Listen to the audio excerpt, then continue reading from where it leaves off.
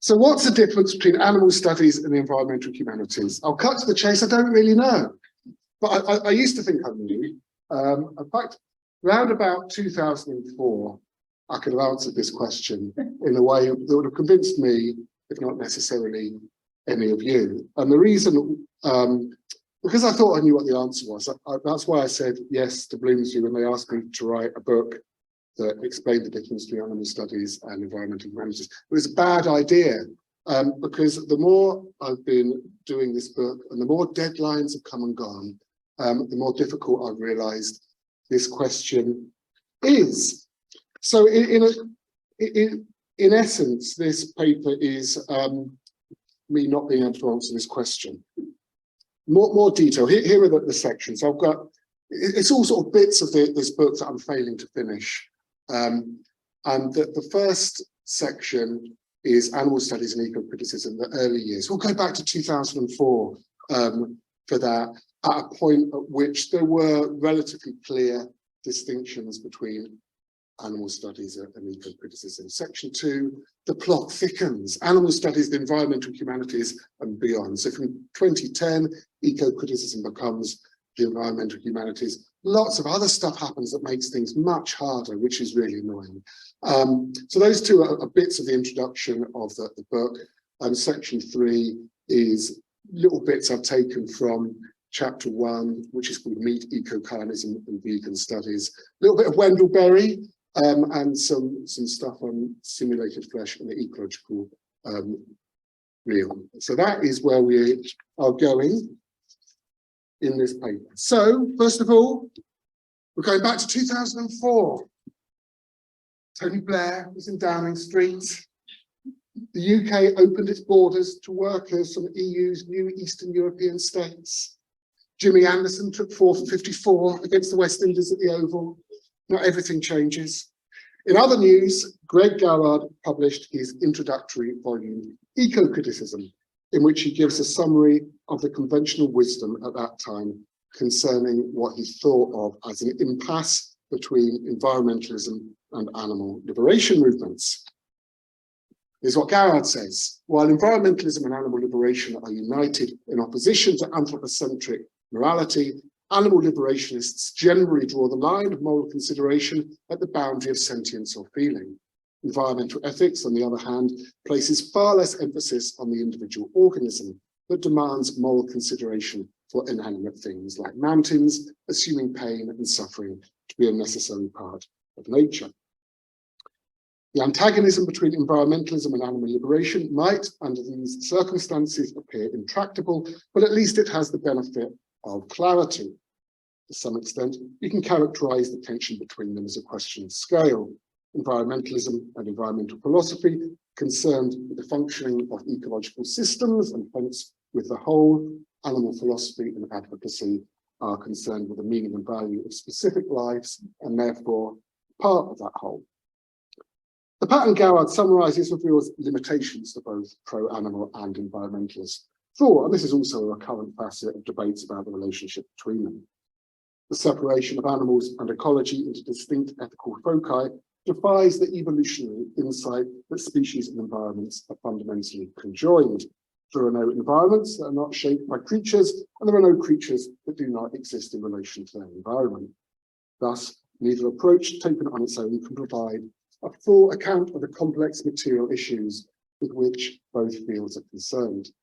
This insufficiency has been used on both sides as a stick with which to beat the other. An evaluation of animal advocacy from an environmentalist position often sees the focus on animals as too narrow and inattentive, as James Radcliffe notes, to the importance of the rest of nature.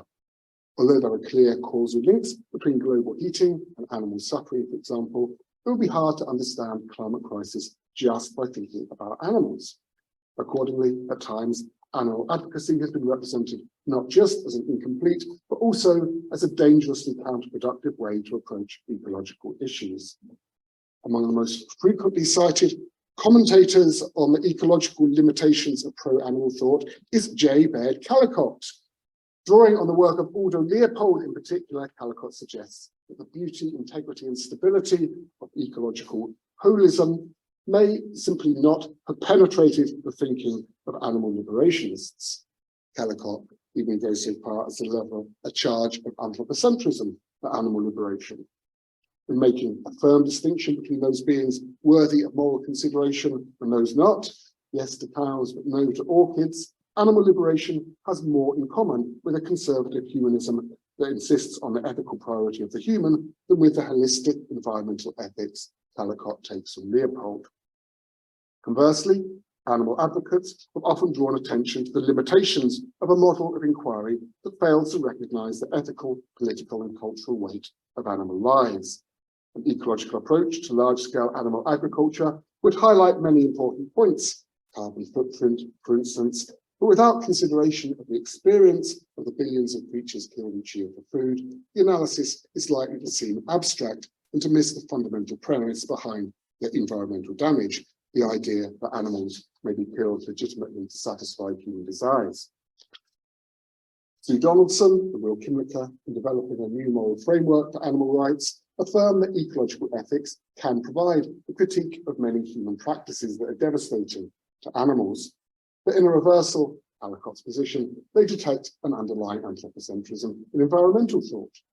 The environmental perspective, they argue, prioritizes a particular view of what constitutes a healthy, natural, authentic, or sustainable ecosystem, which creates an imperative to sacrifice individual animal lives in order to achieve this holistic vision.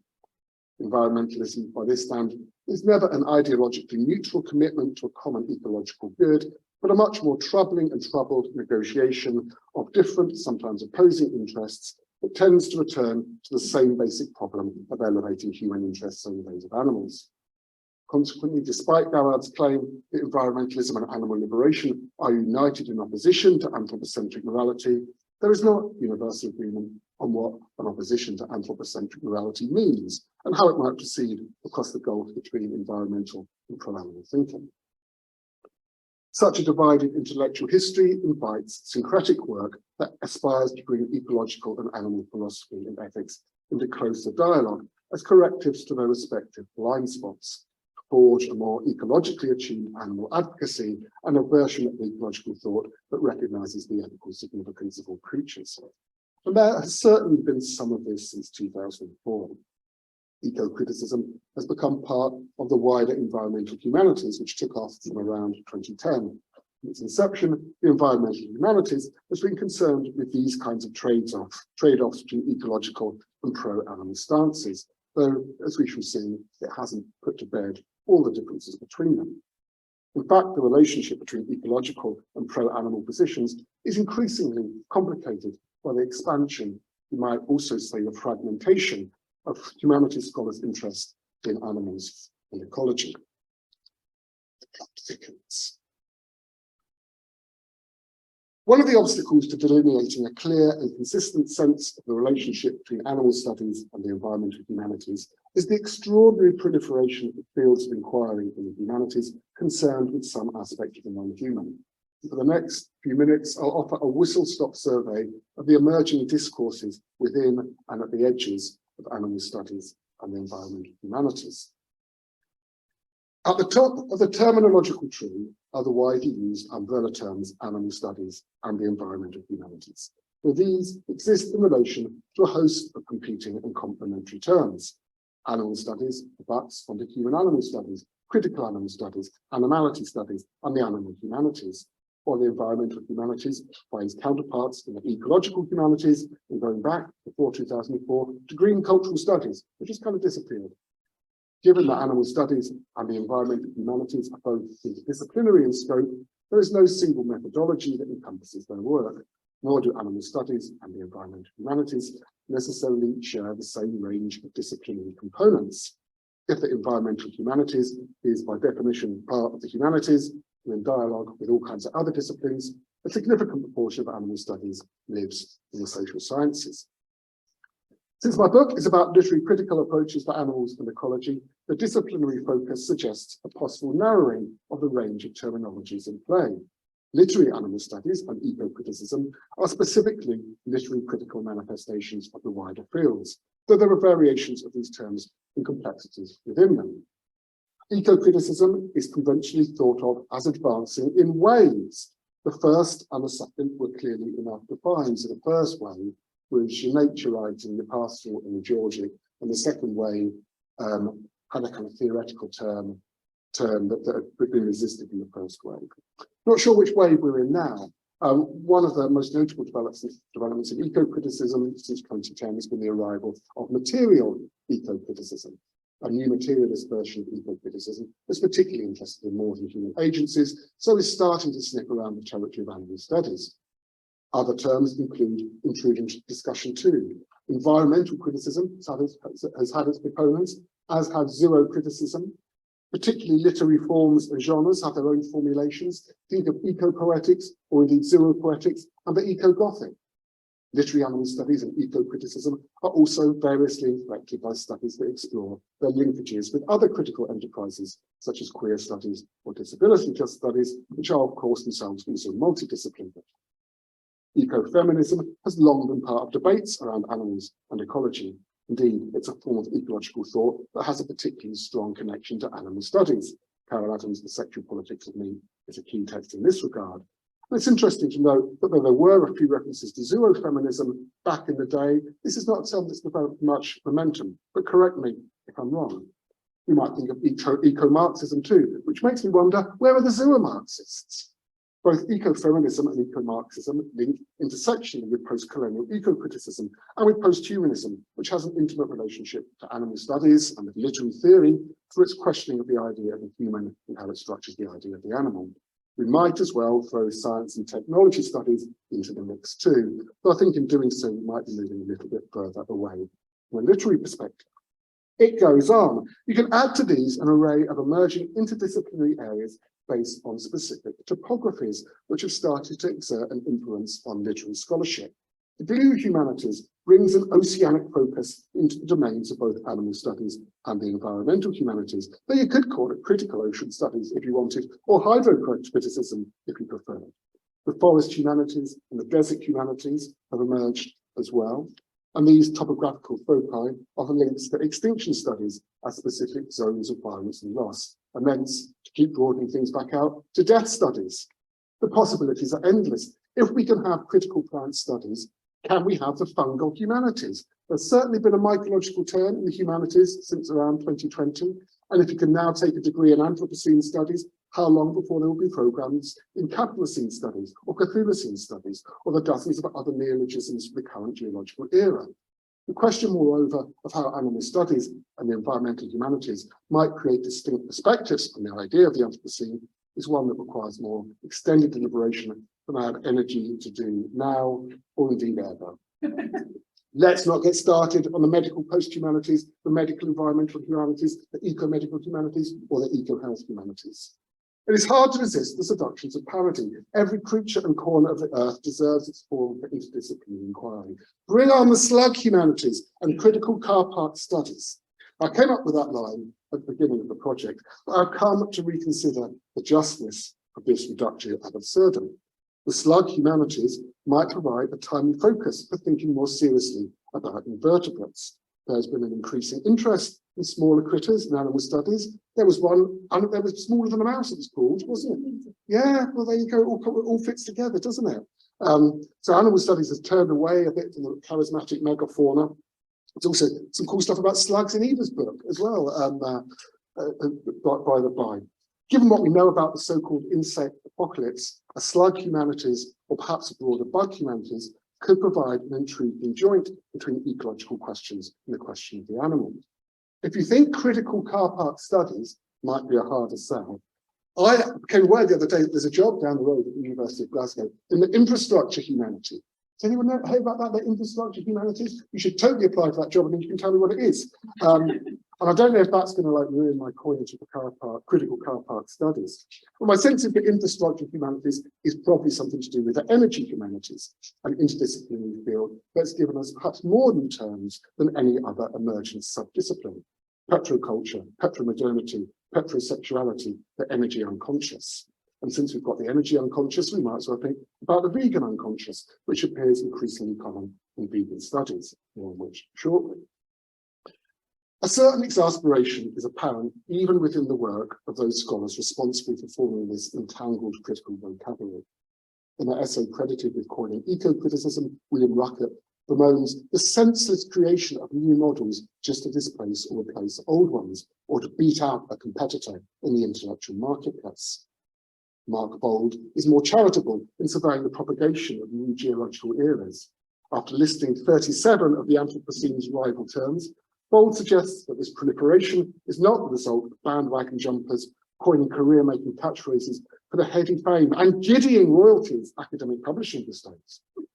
While Bold's claim that changing the name changes the story is of specific application to the politically loaded question of what to call the current geological era, there is a wider relevance to his reflection on the power a name has to construe a narrative, indicate an orientation, shape perception. Ruckert's and Bold's diverging attitudes provide a salutary reminder that academic knowledge production is both stimulated by a sincere intention to tackle urgent critical and intellectual issues and conditioned by the specific contexts of institutional cultures with all the compromises and limitations they entail. So like it or loathe it, this is the state of the field. So do let me know if I've missed any here. I bet I have. I was going to do a Venn diagram. I put into like Google how to do a Venn diagram. I've not done one since I was like 8 or something, but it's too hard. And it kind of wouldn't make any sense because they don't like really resolve into any clear pattern. This constellation means nothing. There is no, unless accidentally it does, but there's no kind of pattern to the way that these are organized on their screen. I also thought about the idea that I'd give everyone when they came in one of these little subfields on a bit of paper, and I'd have one box that said environmental humanities and one box that said animal studies, and you would put your little bit of paper into the one that was the right one. Maybe we should, but I thought it would just end up like a scrum and there'd be fights or something about where to put the infrastructure humanities in the bin. No, don't say that. That's not being recorded, is it, Erica? Oh, well. Anyway, there is perhaps a certain irony to the different scales at play for the multiplication of these fields. On the one hand, a cynic might detect a certain parochialism and the creation of ever more minor and surprising areas of specialism. On the other hand, the issues they are engaged to explore are doubtless among the most significant at our time.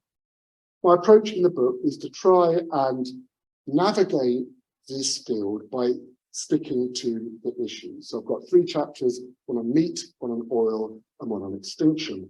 And I'm interested in how current thinking about these issues brings the tension between ecological and pro-animal approaches into clearer focus, and conversely how the eco-zero tension provides a significant insight into the cultural dimensions of the solutions that are emerging and our multifaceted permacrisis. This task necessitates a deeper examination of 3 of the subfields: vegan studies, the energy humanities, and extinction studies, which I explore as nodal points between animal studies and environmental humanities. Here's what it looks like. This is the chapters. So meat, eco-carnism, and vegan studies. I'll tell you a bit about that shortly. Chapter on oil, cars, whales, and renewables and energy humanities. And chapter 3, conservation, extinction studies, and the neo-colonial imagination. So it's a literary studies book, I should reiterate.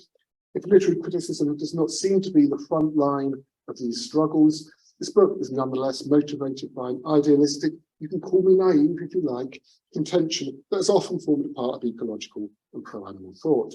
Justice and injustice are underpinned by the cultural understandings that shape the ideological formations that construct material practices. Understanding how cultures relate to the more than human world thus has the potential to energize a politics that stands in opposition to the ecocidal and zoocidal regime of global capital. There will be no straightforward programme or manifesto about how this might develop, unless I think of one, but there will at least be a determination to hold on to the possibility for exploring cultural representation of animals and ecology. More specifically, the tensions inherent to this double focus might have some meaningful ethical and cultural stakes. I'll have a little bit of the Yorkshire water. Oh, that tastes good. Not like your Scottish water. God's own water. So meat, eco-carnism, and vegan studies. So having spent the last 10 minutes moaning about terms, this is going to involve me introducing 2 terms that I've either coined or stolen So I thought I invented eco-carnism. I also thought I invented heterosexuality, but Sheena Wilson stole that from me by inventing it like about 5 years before I did, which was very mean of her. Anyway, what am I doing here? So it's become an axiomatic element of debates about the relationship between ecological and pro-animal thought, that despite the tensions between them, they're united in their opposition to industrial animal agriculture. No one likes factory farms. There's always been apparent that to eat meat, you have to kill animals. The environmental cost of this has taken longer to enter mainstream politics. But it's now clear that, as George Monbiot concludes, meat is consuming the planet for its carbon and methane footprint, deforestation, biodiversity loss, etc. You know the story. It's hardly surprising given industrial meat's it's hardly surprising given industrial meat production's bleak ecological consequences, but in Eva Giraud's words, environmental politics has been a key driver in veganism's popularization. For some commentators, veganism provides a ready-made solution to the complex problem of how to feed the world sustainably. Ed Winters says that going vegan really is our best chance to save the planet. The double fix promised by the link between veganism and sustainability is certainly a learning, end cruelty and begin a new epoch of ecological eating with one seismic shift in global food culture. The counter-arguments to vegan utopianism are widespread. Just as there's been an increasing number of popular books and opinion pieces endorsing a vegan diet, there's also been a carnist backlash against what the meat advocate Jane Buxton calls, with conspiratorial exaggeration, the plant-based juggernaut.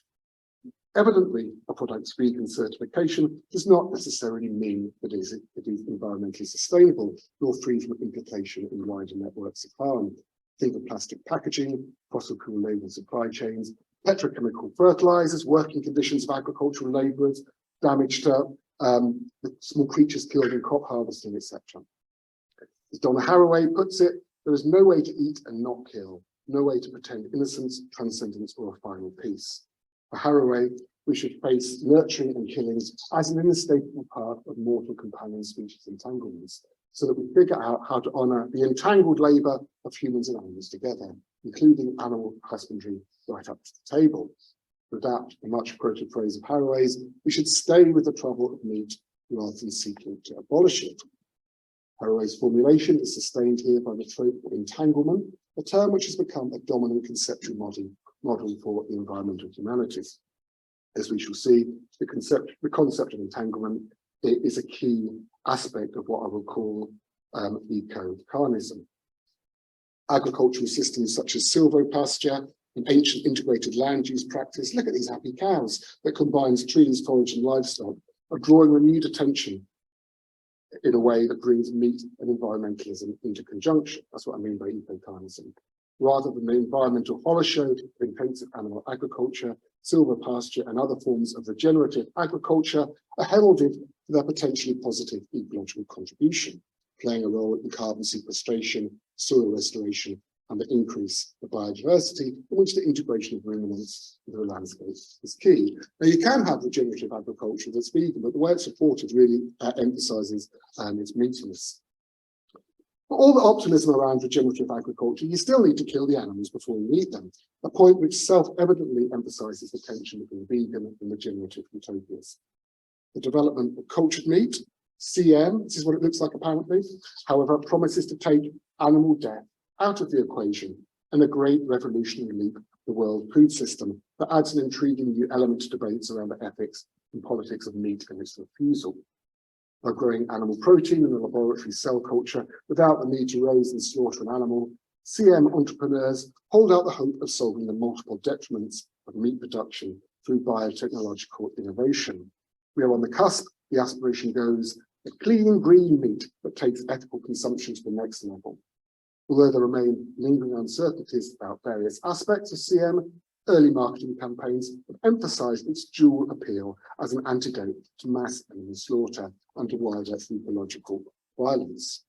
Publicity for Upside Foods, one of the key players in CM's development, emphasises the point. We love meat. We also love animals and the blue-green planet we share. It's easy to be on the same side when we look for the upside. They come. Imagine a world where the logic runs in which animal liberationists and environmental activists, whether vegans, vegetarians, or flexitarians, will share a plate of cultured chicken nuggets together. CM might seem by this argument to be a point at which ideological differences dissolve through the machinations of techno-capitalist speculation. CM's connections to global capital are a prominent part of its ideological texture. Behind the glitz of its hypermodernity, CM is closely tied to prevailing economic and political regimes. Through CM, techno-capitalism can transcend the planet's material limits, offering seemingly boundless horizons for economic growth. The point is not just that its manufacturers consistently note that CM allows meat eating to continue unabated, it also supports the historical process by which, to borrow a phrase of Melinda Cooper's, the realms of biological reproduction and capital accumulation move closer together. Cooper's study of the wider domain of biotechnology as the expression of capitalist delirium, the project of reinventing life beyond the limit when the world's resources are close to exhaustion, makes it tempting to conclude that the reproduction of animal flesh in vitro is synonymous with the reproduction of capital itself. CM's association with the power dynamics of global capital comprises one of an increasing number of objections to its impending arrival. Buxton's metapology is sceptical of CM because the corporate nature of its manufacture implies a form of social control, antithetical to her vision of rural community, which is key to her vision of regenerative meat agriculture. Moreover, if part of CM's allure is its greatly reduced land use, any newly available agricultural land would fall prey, Buxton fears, to massive land grabs by property developers and industrialists. It's hardly surprising that the meat industry and meat advocates have been a source of vociferous criticisms of CM, including legal interventions concerning the marketing of lab meat. In 2018, the US Cattlemen's Association petitioned that products which are not derived from animals born, raised, and harvested in a traditional manner should not be permitted to be marketed as beef or more broadly as meat products. The labels of beef or meat should inform consumers that the product is derived naturally from animals and not grown artificially in a laboratory. The two key elements of the Cattlemen Association's claim are the traditional manner of meat production they support and the opposition between the natural and the artificial that CM is taken to embody. Raising and killing animals for food by this token is sanctified by history, the continual reiteration of a practice that constitutes tradition, and by a conception of nature that such a history ostensibly articulates. Tradition says meat comes from animals, naturally, even if there are clear counter-arguments to the familiar association of meat production with nature as a self-generated order of being. The point here is a more basic one. Meat comes from a creature. From this point, and it's one that aligns with Haraway's thought, creatures, including humans, eating other creatures is the way the world is. Ultimately, CM may seem unnatural, but the idea of nature remains part of its formulation through the assumption it reinforces that meat eating is a natural human desire. It is in this context that vegan objections to CM come into focus. There may be good reasons for vegans and vegetarians to support CM's development. CM is not perfect in animal liberationist terms, since it often uses bovine fetal serum in its manufacture, but it's easy to see it as preferable to our current system of animal agriculture. Josh Milburn looks forward to a possible future in which animals are not hurt in the pursuit of food, but where meat is available for those who value it. Contra Milburn, the most concerted attempt to discredit CM from a pro-animal perspective comes from the collective clean meat hoax, who are concerned with the way cellular meats are being used to attack animal advocacy and to strengthen the meat industry's long-term strategy of creating a diverse protein market that includes live animals. Well, dead animals, it should be. Their criticism seizes on many aspects of CM, balancing a mixture of technical and ideological elements, including concerns about exaggerating or misrepresenting the likely carbon footprint, sustainability, or scalability of the new technology, or the peril of entrusting the fate of animals to the capitalist free market. If you buy into CM, you are, according to Clean Meat Hoax, helping destructive corporations greenwash and vegan wash their products and reputations. Contrastingly, Clean Meat Hoax hold on to veganism as a radical and disruptive force that resists meat and global capital in one breath. In this way, Clean Meat Hoax find themselves, ironically, in a similar position to Buxton's regenerative carnism. This summary of the state of debate on the future of meat is necessarily incomplete. I've not gone into the whole eating insects thing, but it allows for a number of initial conclusions. Firstly, to start with the most general and obvious point, there's no consensus about the relationship between meat and a sustainable future, except the conviction that the current configuration of animal agriculture needs to change. Secondly, the three versions of meat future sketched here, veganism, regenerative agriculture, and lab meat, indicate the deeply entrenched and seemingly irreconcilable ideological questions that surround the question of meat, even if there are also some unexpected alliances. Rather, there remain diverging ethical priorities between ecological and pro-animal approaches, part of which involve varying relationships to global capital. It's not enough to think about what you eat, you also need to think about how your food relates to an overarching economic system. And Eva's work on plant-based capitalism is an important context here. The rest of the chapter turns to the literary representation of two forms of eco-carnism I've mentioned here. So the literary representation of regenerative agriculture and the literary representation of cultured meat. The key part of the justification for a literary historical approach is that to judge the relative virtues of different diets by empirical measures, to ask, for example, whether CM, regenerative agriculture, or veganism has the lowest carbon footprint, is to miss the complex cultural and ethical factors that structure food politics. My method is to take a vegan literary studies approach in order to examine the cultural contours of regenerative agriculture and CM, and to use that to reflect back on the method of vegan reading. So I'm just going to set out the bare bones of my preliminary analysis here. So here's Wendell Berry, 93 years young he is, and this is a section of the chapter called Our Lives Wedding with the World, Wendell Berry's Parnopoetics. Pretty sure I've invented that, but maybe I'm not. We don't know him. Wendell Berry is among the most prolific and significant voices in American environmental literature. For Bill McKibben, Berry is the prophet in Kentucky, involved in an argument with the modern world that is never far from the surface of his work. Berry's anti-modern position extends equally across his writing and his farming. His controversial 1987 essay, Why I'm Not Going to Buy a Computer, provides something like a manifesto of Luddism. As he explains at the start, as a farmer, I do all my work with horses. As a writer, I work with a pencil, a pen, and a piece of paper. It's tempting to see him, as Paul Kingsnorth suggests, as a relic from the past, the poet laureate of curmudgeonly nostalgists. Certainly, Berry's work is exemplary of a long-standing tradition of green thought that's critical of ideologies of progress. Kingsnorth and Dupelheim's Uncivilization project provides an organic companion piece to Berry's writing, with its intention to challenge the stories which underpin our civilization, the myth of progress, the myth of human centrality, the myth of our separation from nature. Berry's repudiation of what he calls technological fundamentalism, the assumption that the past was servile, meaningless, and slow, and the present is meaningful, bright, lively, centralized, and fast, is not necessarily an attack on technology per se, but rather an interrogation of the mechanism by which the world is made safe for corporations. That's what technology is for. Elsewhere, he suggests the related concept of corporate totalitarianism as a way to characterize the accelerating control of American agriculture by big business. For Berry, the global free market is inherently an enemy to the natural world. His food politics places a good deal of emphasis on self-sufficiency, mutual aid, community self-determination. How much food can be grown in the dooryards of cities and suburbs, he asks.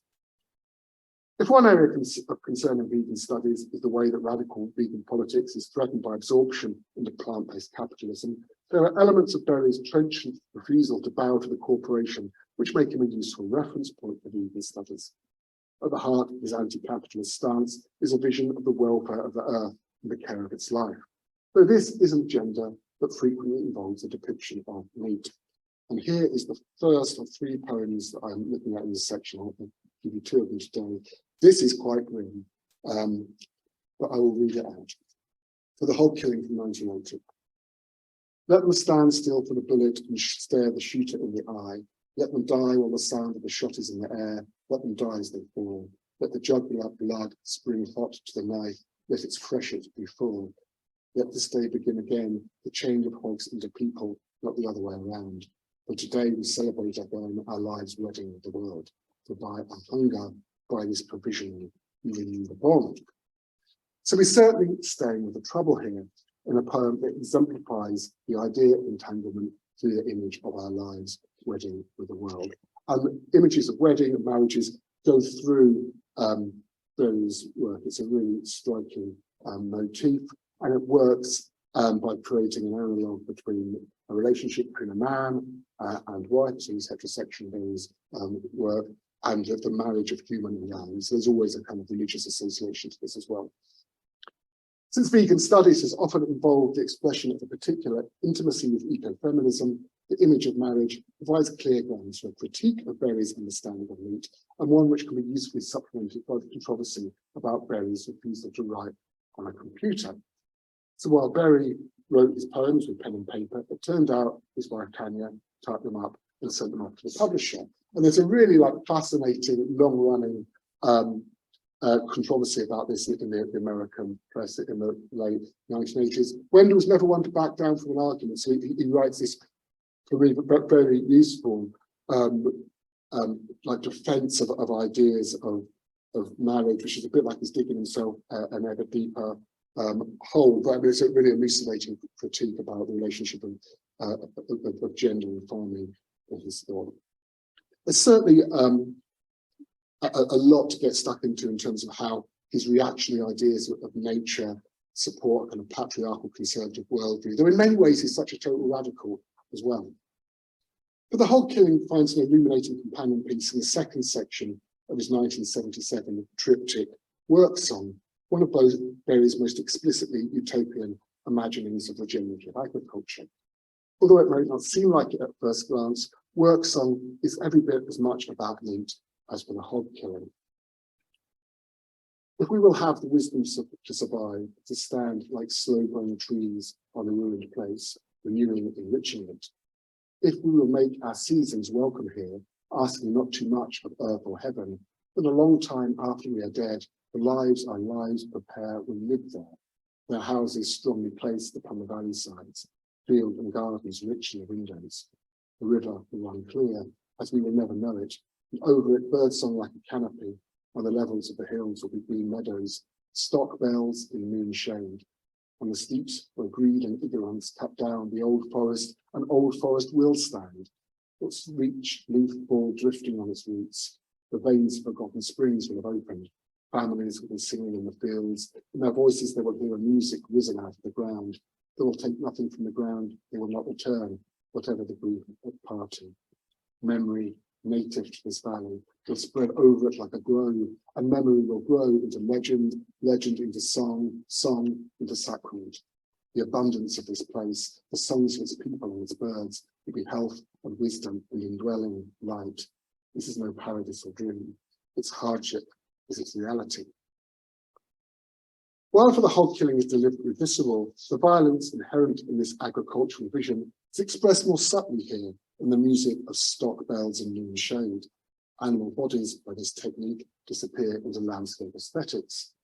This characteristically pastoral image provides an invitation for a vegan literary history, following Amelia Quinn's work in particular, which explores foundational ecocritical forms such as the pastoral and the Georgic as exemplary of this kind of carnal poetics, which is to say, a form of poetic composition or reading that understands meat as a structural element of a poetic form or genre. This approach foregrounds the significance of vegan studies for unravelling the extent that cultural forms embody, even here in subtle form, violence against animals. I'm also interested in how Berry's resonant final line, its hardship is its possibility, might provide a note for vegan studies to think more than maybe it has done so far about labour, and indeed about plants. Berry's vision of regenerative agriculture seems a world away from the postmodern domain of cultured meat, but there's an intimate dialectic link between these two forms of eco-carnism that's been a recurrent aspect of the long literary history of cultured meat. For all its apparent novelty, CM, or something very like it, has been present a vol electra in science and speculative fiction since at least 1881, when Mary Bradley Lane's novel of a feminist utopia, Missoura, The Prophecy, raised the possibility of a chemically prepared meat that liberates humanity from poverty, illness, and hunger. One of the most consistent elements of the literary imagining of CM is the way it facilitates the kind of ecological holism you get in Berry's poetry and essay.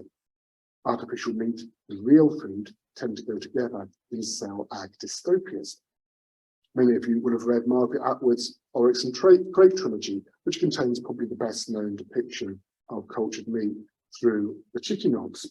But where you've got chicken hogs, you also get the gods' gardeners, who represent the vegetarian antithesis of the trilogy's meat cultures.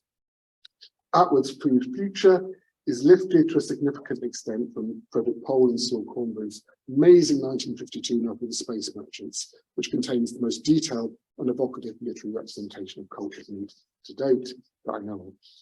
In the figuring cultured flesh, as a flourishing but dubious future industry, The Space Merchants provides a stinging critique of post-war programs of agricultural intensification that emerged in response to anxieties about the Earth's ability to sustain its growing population. In doing so, it nostalgically valorizes a lost pastoral world of purportedly authentic human-animal relations. CM is represented through the monstrous figure of Chicken Little, a decades-old 100-ton lump of grey-brown rubbly flesh, which started as a piece of heart tissue, which becomes so large the novel's eco-rebels, the consies, are able to secretly meet inside it. Here's a little taste of Chicken Little. Chicken Little grew and grew as she'd been growing for decades. Since she had started as a lump of heart tissue, she didn't know any better than to grow up against a foreign body and surrounded. She didn't know any better than to grow and fill the concrete ball and keep growing, compressing her cells and rupturing them. As long as she got nutrient, she grew. So Chicken Little in the novel is synonymous with capital as world system. The Space Merchants, and particularly its sequel, The Merchants' War from 1984, frame the escape from capital as a return to the earth, which is also a return to real meat as a metonymic embodiment of the ecological real. Although not all literary depictions of CM lead in the same direction, the key element of this history is the close link between apparently opposed forms of eco-carnism. I'm going to stop pretty much now, but just some last final thoughts in lieu of anything approaching a coherent conclusion. One of the things that's really striking is how the association of meat and nature remains obdurate, and clearly one of the tasks of vegan literary studies is to understand the aesthetic effects that generate this eco-carnist tradition. One of the most notable debates, notable aspects of debates are the temporalities at work here. So you've got these two bound together. Do we want to zoom to the future, or do we want to retreat into the past with our regenerative technology? It's really interesting to think about those two temporalities, and that is something I think vegan studies is helpful in doing. I'm also interested in thinking about how anti-capitalism can take from Berry, even though from a pro-animal perspective, you know, a lot of it isn't very encouraging. There's certainly more to think about vegan studies in labour and landscape, which if you want proper dinner, there's maybe steak here, is interesting, or there's more chili. Although in some ways problematic for doing that. Anyway, thank you for listening. There's bacon and there's steak if you want proper dinner.